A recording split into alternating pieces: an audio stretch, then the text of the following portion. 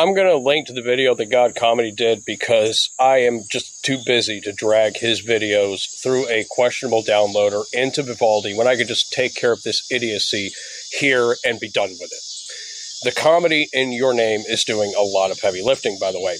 Christians always act like they have the moral high ground because of the 10 Commandments or whatever. Let's set aside the fact that God doesn't even follow his own rules and focus on the core of your argument here, which is in 2 parts. The first is laid out early. You can't be good or moral without God. And the second part seems to be that atheists are just in rebellion to avoid accountability. As for the first part, yes, I can.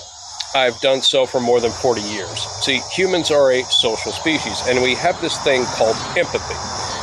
Good people don't do horrid shit to others because we don't want them to do horrid shit to us.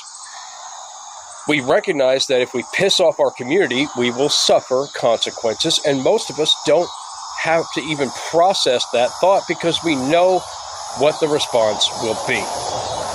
You may sit there and say, aha, God has put his word on your heart. No. Setting aside the fact that you have to show what God exists in the first place, remember that the whole social species thing that I mentioned before is still in play. If I piss everyone off, I will be punished for my behavior by being imprisoned, exiled, or killed. Besides, Christianity doesn't care what you do.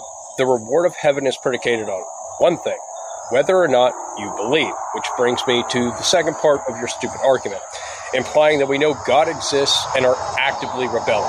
That's like knowing the FBI is watching you and committing crimes anyway, which is just incredibly stupid. I don't give a single solitary fuck what your imaginary friend thinks. I care about what my actions cause, not because of the threat of punishment, but because of what happens to those around me.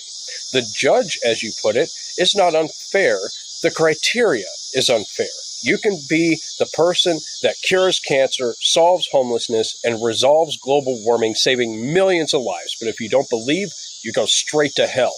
Meanwhile, you can be a murderous, genocidal psychopath, and if you ask for forgiveness and believe, you go to heaven and avoid punishment for your crimes. God doesn't judge actions, he judges based on belief. When an atheist tells you they don't believe in God and don't need God to be a good person, maybe ask yourself why we are not going to play your stupid fucking game.